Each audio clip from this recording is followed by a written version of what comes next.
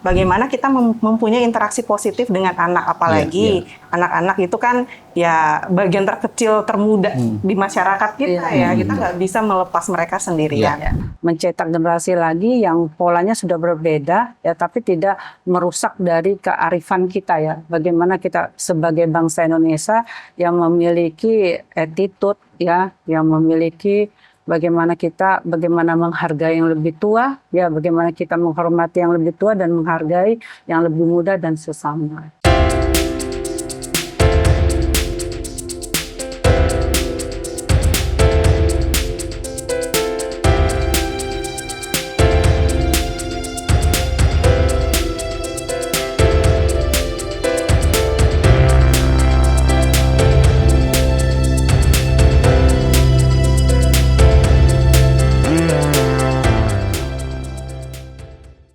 Assalamualaikum warahmatullahi wabarakatuh. Selamat sore Tribuner. Jumpa lagi di program Bincang Inspiratif Podcast Series by Tanoto Foundation. Ini adalah kerjasama antara Tanoto dengan Tribun Kaltim, membahas berbagai khususnya mengenai anak nih. Di seri pertama kemarin kita sudah bincang-bincang mengenai Kota Ramah Tanah bersama Kepala Bapenda Litbang di Balikpapan. Nah, kali ini kami kedatangan tamu yang berusaha luar biasa, Bunda PAUD Kota Balikpapan, Ibu Hajah Nurena Masud. Selamat sore, Bu. Sore. Dan tentunya pendamping kita yang setia, Ibu Roselina Ping. Selamat sore. Beliau adalah Regional Lead of Tanoto Foundation Kalimantan. Bu Ping, seperti kemarin kita kan, tentu mengenai anak ini. Nah, ini kebetulan kedatangan Bunda PAUD. Ya, Bu Hajah, kira-kira apa sih ya peran sebagai Bunda PAUD? Karena kan biasanya kalau setiap ibu kepala daerah itu Bunda PAUD. Nah, kalau di Balikpapan sendiri apa tugas dan perannya, Bu? Ini perannya Bunda PAUD ini banyak ya. Karena PAUD ini, anak-anak usia dini ini tidak ada bukunya, tidak ada pembelajarannya. Ya, bagaimana peran kita ini diutamakan gitu. Karena generasi emas ini tergantung kita. Ya, kalau kita tidak tuntun dari sekarang, kita tidak berikan masukan-masukan, pasti ini akan lewat gitu ya. Generasi emas kita tahun 2045. Jadi peran saya sebagai Bunda PAUD, bagaimana saya ya memberikan asupan gitu ya, memberikan arahan ya kepada bunda-bunda PAUD ya, dan kepada pemangku ya kepentingan PAUD di Kota Balikpapan. Nah, apalagi peranan saya ini kan sangat penting ya. Bagaimana pelayanan ini ya secara menyeluruh dan secara HI ya, holistik integratif ya, itu yang sangat diperlukan. Karena peranan kita ini Balikpapan sudah masuk di HI ya. Jadi kita harus menjaga dan selalu terjaga gitu ya dengan kami Pokja PAUD dan bunda-bunda PAUD yang ada di Kota Balikpapan gitu. Iya, karena memang PAUD ini kan pendidikan sangat mendasar gitu, Bu ya. Nah, bagaimana Bu tadi kan Ibu juga sebagai ketua penggerak PKK, artinya kan peran-peran Ibu ya, terutama ibu yang punya anak-anak kecil di bawah 3 tahun. Apa Bu mendorong mereka juga ya, ayo supaya mereka juga pendidikan usia dini juga penting juga di Balikpapan, Bu? Pendidikan Bunda PAUD ini sangat penting ya, karena di PKK itu ya mulai dari Pokja 1, ya 2 dan 3 dan 4 semua menyangkut semuanya ya. Jadi kami ini berkolaborasi antara PKK ya, antara Pokja PAUD gitu ya, antara PAUD itu sendiri gitu ya. Itu sangat penting berkolaborasi. Peran saya sebagai Bunda PAUD, bagaimana tugas saya sebagai Bunda PAUD itu bagaimana saya membuat Pokjanya dulu. Nah, Pokja PAUD-nya di kotanya, ya kelompok kerja ya. Betul. Ya itu kita buat dulu itu supaya struktur kita itu ada dasarnya dan ke bawah gitu Iya, ya. iya. Setelah itu kami pembentukan ke kecamatan ya, terus itu ke kelurahan gitu ya. Sehingga apa yang kami programkan, apa yang kami canangkan, ya, itu terlaksana. Iya. Ya dengan Berkolaborasi, bersinergi ya. ya bersinambungan. Sinambungan. Ya, jadi tidak putus Iya, ya, iya. tidak putus. Nah itu yang kami lakukan di Pokja kami. Jadi Pokja itu terbentuk di kelurahan sampai Iya. kota. gitu. Iya, mulai dari kota, ya ke kecamatan, sampai ke kelurahan. Itu melibatkan siapa aja, Bunda? Ya melibatkan ya kalau misalnya di Pokja PAUD kami melibatkan dinas-dinas, terus itu yang memiliki sekolah-sekolah PAUD ya. Terus ini mungkin terus itu kepada memang yang di bidangnya gitu ya. Karena ini masalah PAUD ini orang harus punya pengalaman gitu ya. Jadi tidak bisa kita serta-merta ngambil orang yang tidak tahu dasarnya, sehingga peran kita ini berfungsi ya di dalam PAUD ini sendiri. Terus itu kalau kecamatan ya yang terlibat adalah ibu-ibu istri-istri dari camat itu sendiri. Ya, camat itu sendiri. Sebanyak 6 ya, kalau di Balikpapan itu sebanyak 6 kecamatan, terus kelurahan. Nah, istri-istri lurahnya. Istrinya lurahnya. Kalau lurahnya perempuan berarti Bapak Lurah. Enggak lah, ya, ada sekretarisnya ya, yang menggantikan mungkin istrinya gitu. Siapa yang ditunjuk ya itu wajib gitu ya, karena memang program ini dari pusat ya, yang harus kita canangkan dan ini harus kerja nyata. Ya bukan kerja cuman seremonial, tapi tidak ada actionnya, ya tidak ada gongnya, tidak ada outputnya, ya harus ada gitu. Tapi alhamdulillah dengan adanya kami bekerja sama ya.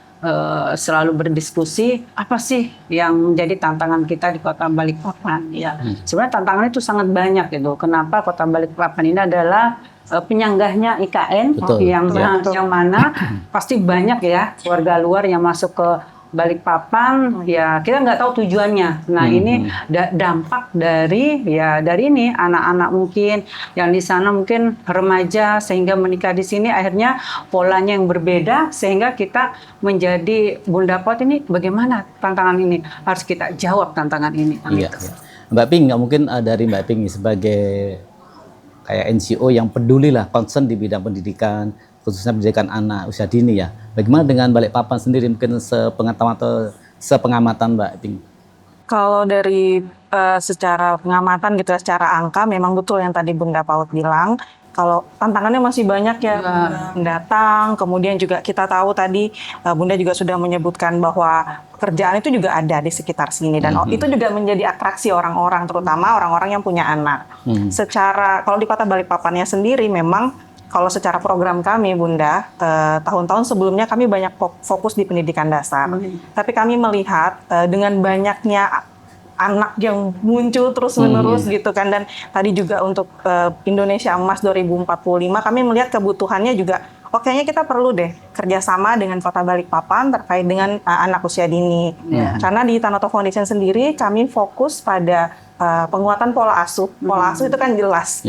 Kita memberikan penguatannya ke orang tuanya, ke pengasuhnya, neneknya, tantenya, di rumah. Semua yang di rumah ya. Betul, pola makannya harus kita kita jaga seperti itu untuk menjaga pertumbuhan anak ini nanti menjadi lebih baik ke depannya.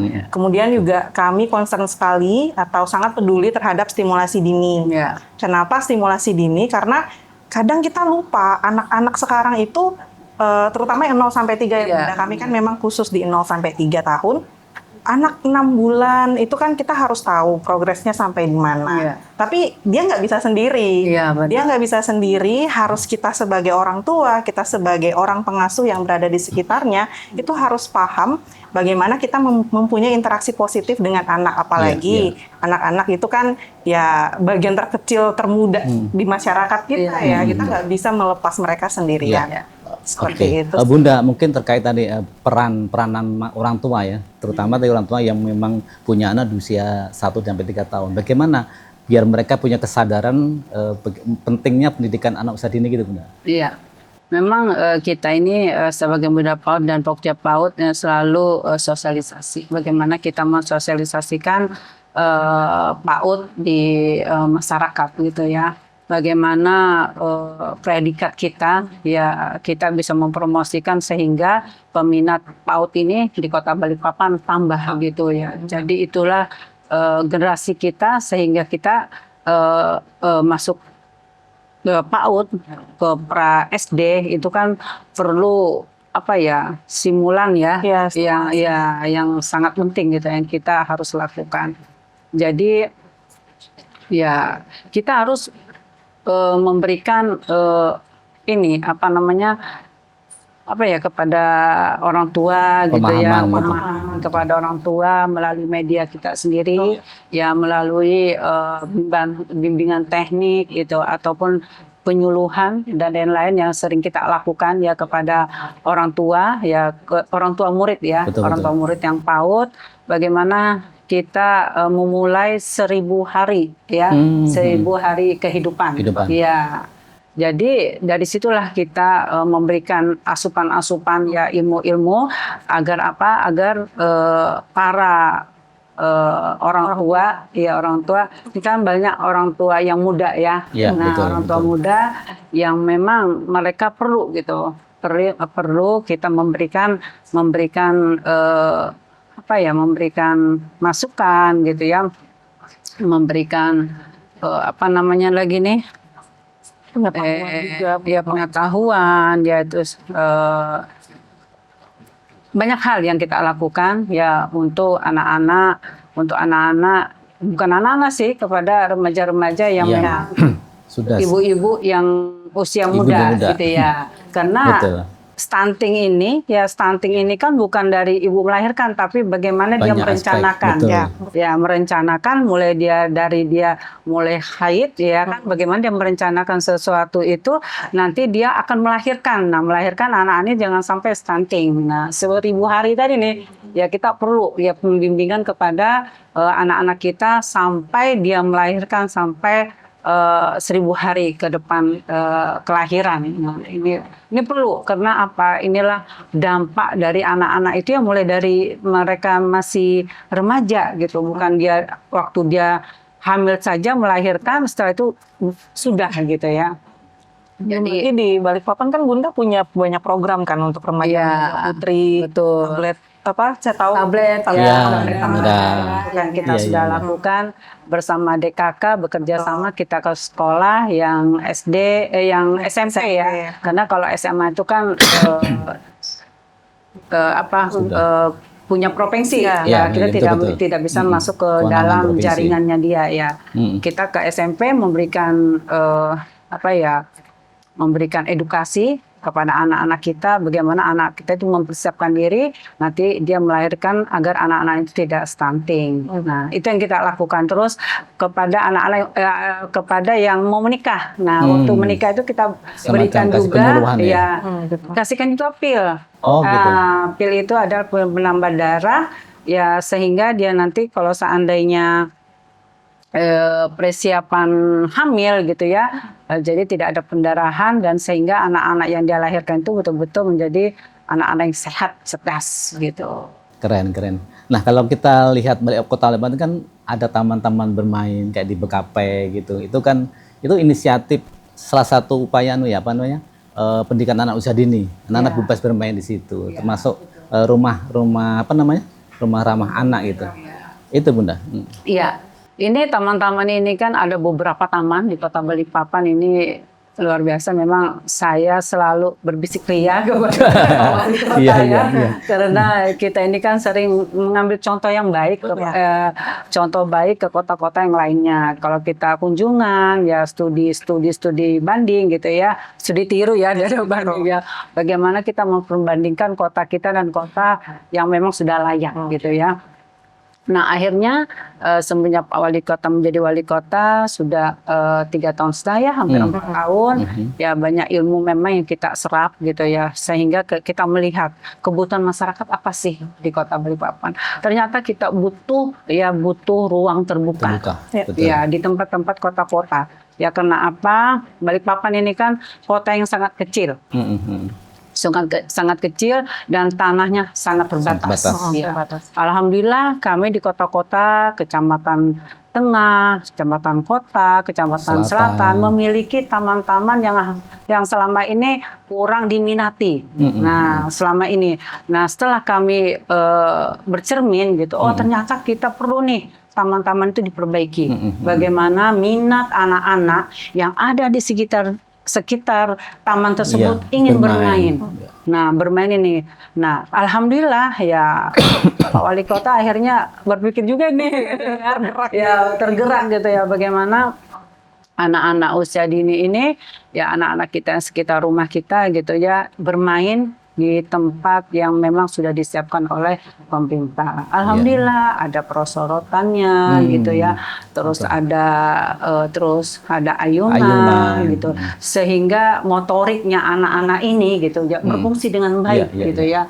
Terus orang tuanya bercerita ya di situ sampai malam. Ada taman baca juga ada taman baca juga gitu. Jadi fasilitas itu kita lengkapi ya, bagaimana kita sebagai pemangku ya, saya sebagai Bunda PAUD gitu, memberikan arahan gitu, memberikan masukan, memberikan edukasi kepada masyarakat sekitar. Ayo kita bergerak sama-sama ya, agar apa? Agar anak-anak ini mau bermain, tidak main gadget lagi gitu ya. Betul. Selama ini kan anak-anak kan makan harus di handphone, ya.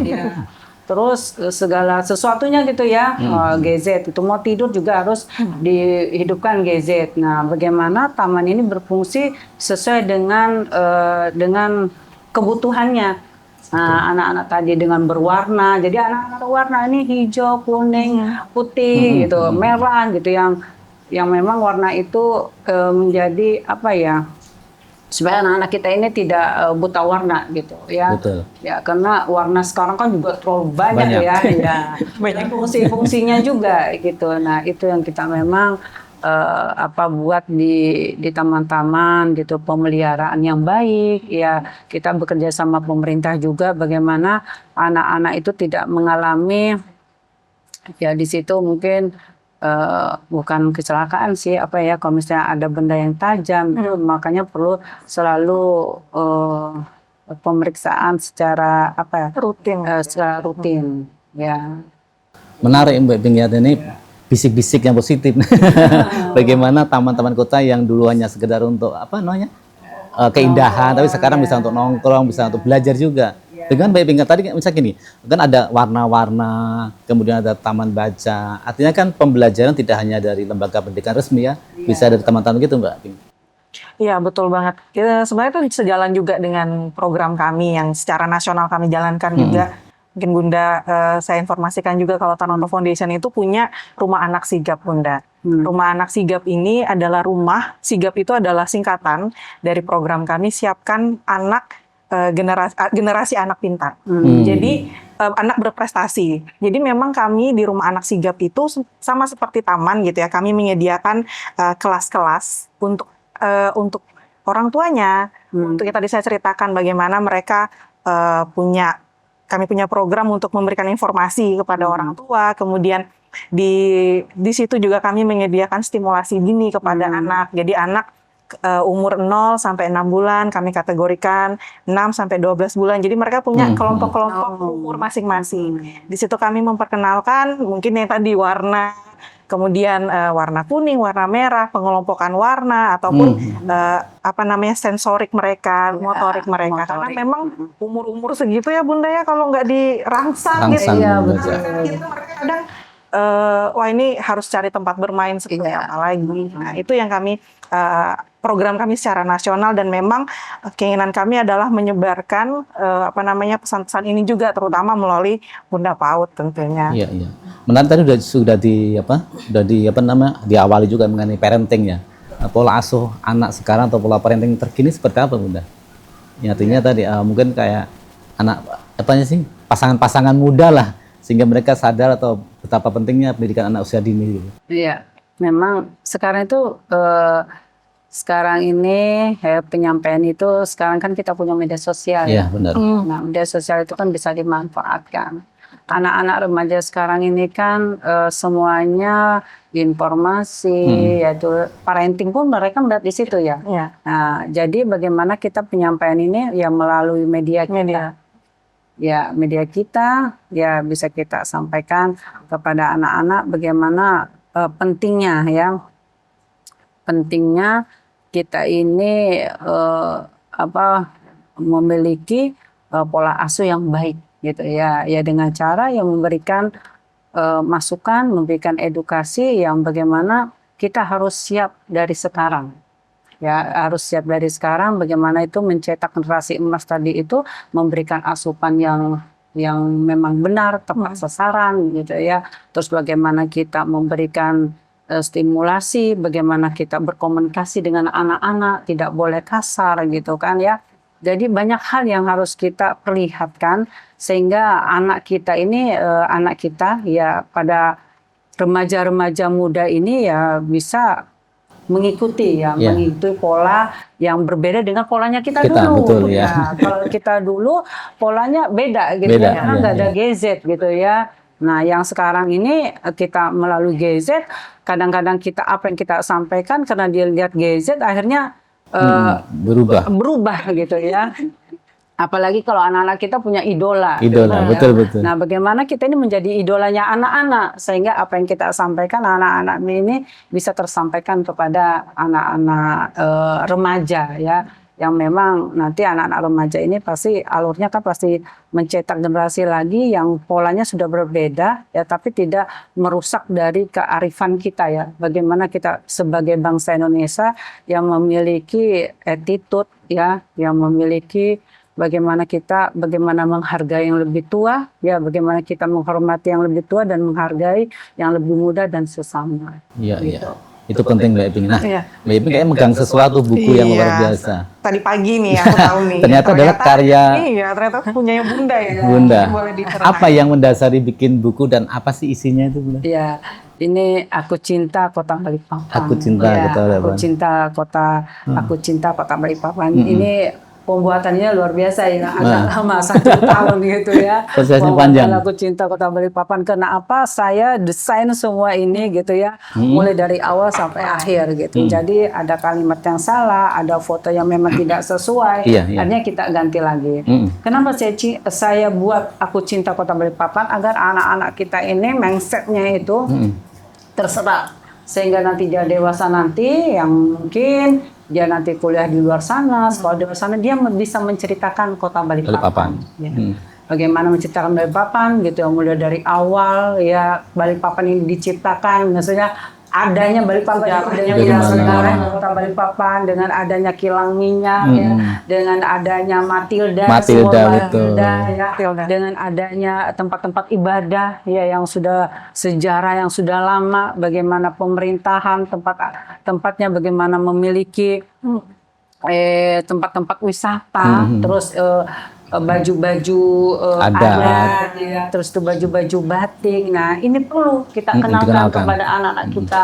Makanya buku ini lama gitu. Iya, dan memang target sasarannya mana anak. Jadi cara gaya penulisan, gambar-gambarnya, warna-warnanya harus pas betul. Warnanya ini harus anak-anak yang ramah, gitu, benar-benar. Jangan sampai kita mengambil warna yang soft gitu benar-benar.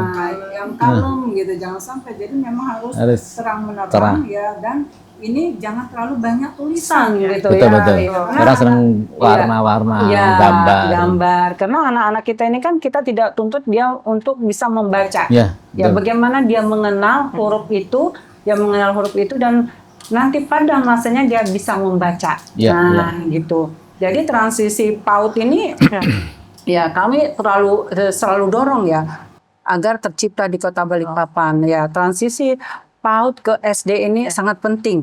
Ya, karena saya ya sebagai Bunda PAUD kemarin mencoba ya mendatangi suatu sekolah SD ya, ternyata katanya sekolah SD, oh ini susah gitu.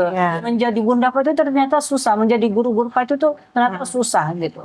Karena apa? Kita harus mencerminkan, kita harus gembira gitu ya. Nah, bagaimana kita mungkin tidak di rumah boleh lagi Nah, itu yang suntuk, kita di sekolah harus ramah mana. Jadi itu yang harus diterapkan. Nah, ini tempat ibadah ya yang saya sudah kemarin ya sampaikan. Ini tempat ibadah Balikpapan Islamic Center gitu ya. Terus gereja Katolik Santa Teresia ya, terus itu kelenteng ada di mana. Jadi anak-anak itu harus tahu tempat-tempat ibadah ya. Nah, jadi anak-anak itu tidak buta betul. Ya, jadi Balikpapan ini dia tahu sejarahnya Balikpapan dan tahu tempat-tempatnya. Nah, itu jangan sampai nanti keluarganya datang dari luar tempat misalnya masjid di mana sini, kelenteng di mana, nggak tahu. Nah, inilah dari buku inilah ya saya menceritakan ya apa namanya ini tempat ibadah ya, tempat wisata gitu ya, terus ikonnya Kota Balikpapan gitu ya. Ya saya sampaikan di sini, semoga ini menjadi inspirasi ya banyak orang ya. Jadi bukan saya saja ya yang untuk memperkenalkan Kota Balikpapan, tapi kita semua ya masyarakat Kota Balikpapan gitu ya, tokoh-tokoh Kota Balikpapan, mari kita bekerja sama mewujudkan Kota Balikpapan ya, anak yang cerdas ya, anak yang memiliki akhlak ya, dan punya karakter, yang punya karakter kuat ya untuk memajukan Kota Balikpapan dan memajukan Republik ini. Ya itu kalau nanti bukan kita siapa lagi ya kan? Itu nanti buku disebar ke sekolah-sekolah ya, gitu. Nanti kita sebarkan ke seluruh sekolah ya PAUD yang ada di Kota Balikpapan ya. Saya juga mau loh Bunda. Jadi tunggu, iya betul, oke.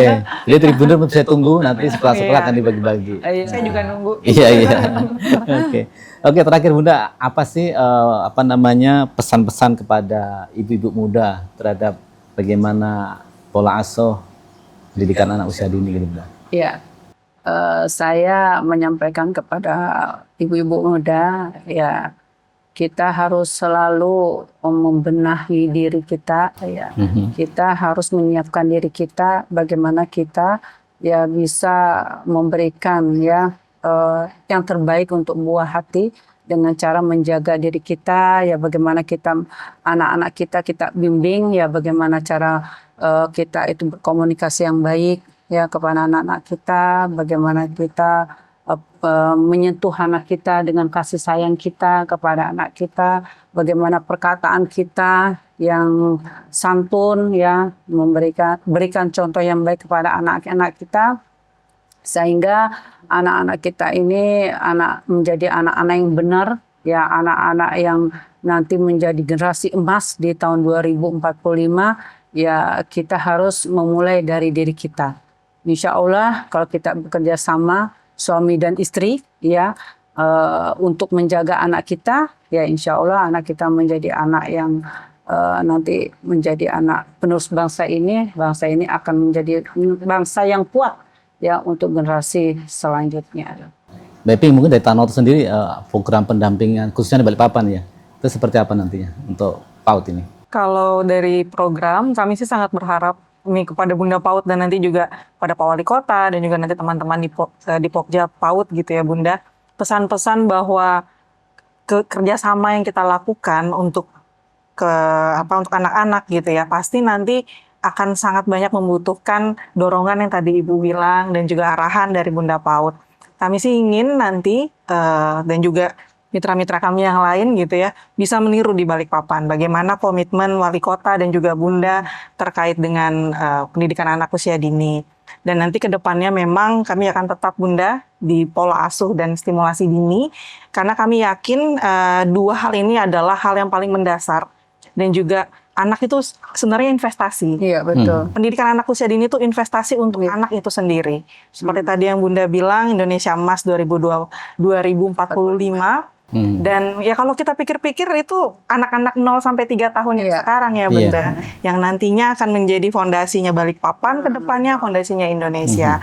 Dan kami selaku mitra dari pemerintah Kota Balikpapan akan sangat-sangat bekerja sama dengan berdampingan dengan dinas-dinas terkait dengan pesan-pesan terkait dengan stimulasi dini, pola asuh, baik dari dinas pendidikan, kemudian nanti dengan dinas DP3KB, misalnya untuk pendekatan-pendekatan yang lebih masyarakat umum gitu yang bisa kita lakukan bersama dengan daerah seperti itu. Ya.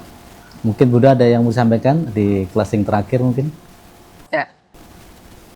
Mari kita bersama bergerak selalu ya menciptakan generasi kita ya. Insya Allah dengan adanya kita bergerak ya tadi benar katanya fondasi kita itulah anak-anak kita 0 sampai 3 tahun ya, terus bergerak ya melakukan perubahan yang baik untuk bangsa ini ya, kita memberikan contoh yang baik, memberikan asupan yang benar. Ya, insya Allah anak-anak kita menjadi anak yang benar dan anak-anak generasi emas di tahun 2045. Oke, Mbak Iping mungkin terakhir. Kalau dari saya, dari Tanoto Foundation, kalau kita ingin memberikan pesan-pesan bahwa untuk Tribuners nih terutama bahwa pola asuh dan stimulasi dini itu sangat penting bagi anak-anak kita, terutama anak-anak di 0 sampai dengan 3 tahun, karena mereka adalah usia-usia emas. Dan juga kalau misalnya Tribuners juga pengen tahu lebih banyak tentang Tanoto Foundation, visit di website kita www.tanotofoundation.org atau di Instagram kami di Tanoto Education. Kami banyak sekali, tadi kan Bunda bilang lewat internet, lewat media sosial.